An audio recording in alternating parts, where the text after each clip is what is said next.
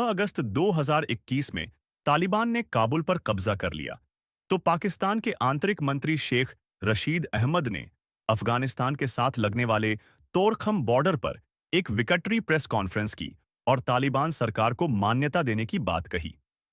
उन्होंने दावा किया कि तालिबान के तेजी से सत्ता में आने से एक नया ब्लॉक बनेगा।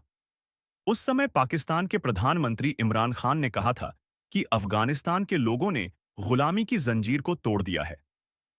पाकिस्तान को लगा था कि तालिबान के अफगानिस्तान में आने से उसे एक नया साथी और एक नया मजबूत पड़ोसी मिल जाएगा, जो भारत के खिलाफ उसकी मंशा को कामयाब करने में काफी मददगार साबित होगा, क्योंकि अफगानिस्तान के तत्कालीन राष्ट्रपति अशरफ गनी को भारत और अमेरिका का समर्थक बताया जाता था।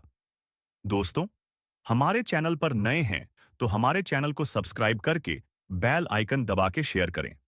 हालांकि 3-4 सालों में ही पाकिस्तान की खुशफहमी का ये गुब्बारा भी फूट गया और आज हालात ये हैं कि पाकिस्तान अफगानिस्तान के भीतर घुसकर एयर स्ट्राइक कर रहा है और तालिबानी पाकिस्तान में घुसकर मार काट मचा रहे हैं।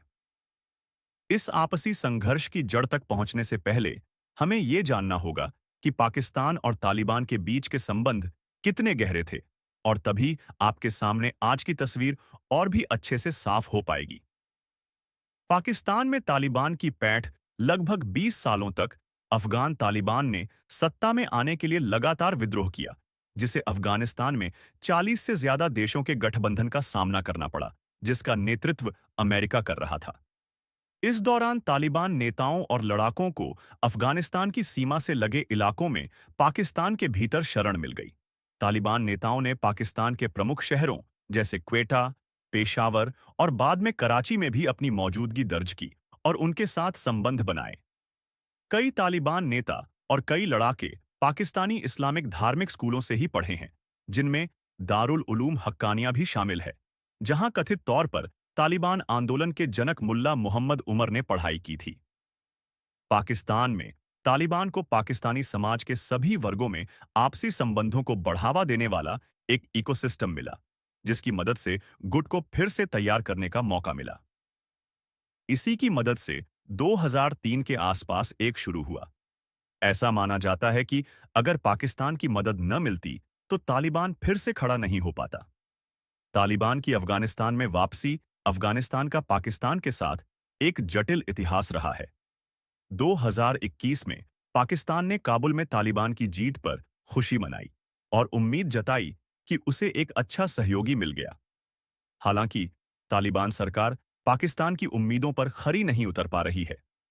तालिबान नेता अब खुद को एक लड़ाकू गुट से एक सरकार में बदलना चाहते हैं। इसके लिए उन्हें लोकल सपोर्ट, अपने दूसरे संगठनों और अफगान की जनता का भरपूर समर्थन चाहिए। इस पूरी लड़ाई का एक अहम केंद्र है तहरीक-ए-तालिबान पाकिस्तान, टीटीपी। आगे बढ़ने से पहले जानते हैं कि ये तहरीक-ए-तालिबान पाकिस्तान यानी टीटीपी क्या है। टीटीपी एक खूंखार आतंकी संगठन है जो चाहता है कि अफगानिस्तान की तरह ही पाकिस्तान में भी शरिया कानून लागू होना चाहिए। टीटीपी की विचारधारी काफी हद तक अफगान तालिबान से मिलती जुलती है। तालिबान के अफगानिस्तान की सत्ता में आने के बाद पाकिस्तान को उम्मीद थी कि उसे अब टीटीपी को रोकने में मदद मिलेगी, जबकि हुआ इसका उलट, क्योंकि पिछले कुछ सालों में टीटीपी और भी ताकतवर हुआ है और वो लगातार पाकिस्तान में हमले कर रहा है। पाकिस्तान की पूर्व प्रधानमंत्री बेनज़ीर भुट्टो की हत्या में भी टीटीपी का नाम सामने आया था। इसके अलावा 2014 में नोबेल शांति पुरस्कार विजेता मलाला यूसुफजाई पर हुआ हमला और दिसंबर 2014 में पेशावर में आर्मी पब्लिक स्कूल पर हुआ हमला भी टीटीपी ने ही कराया था, जिसमें करीब 132 बच्चों और स्कूल के 9 कर्मचारियों की मौत हुई थी। विशेषज्ञों का कहना है कि तालिबान ने कभी अपने मिलिटेंट सहयोगियों अल-कायदा को पीठ नहीं दिखाई है, खास तौर पर जब वो टीटीपी जैसे करीबी हों, तब तो बिल्कुल भी नहीं। उनका कहना है, अफगान तालिबान और पाकिस्तान तालिबान पहले से एक दूसरे का सहयोग करते आए हैं।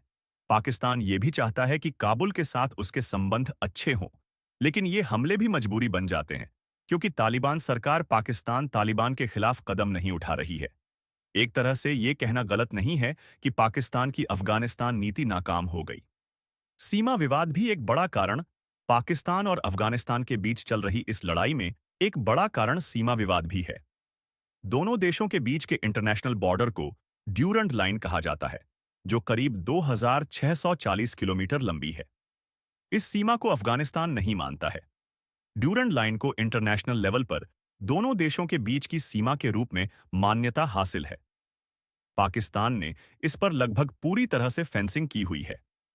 हालांकि अफगानिस्तान में ड्यूरंड लाइन एक इमोशनल मुद्दा बन गया है, क्योंकि इसके दोनों ही ओर पश्तून रहते हैं, जो इस फेंसिंग को दीवार की तरह मानते हैं। अंग्रेजों ने उत्तर पश्चिमी हिस्सों पर नियंत्रण मजबूत करने के लिए 1993 ये सीमा तय की थी।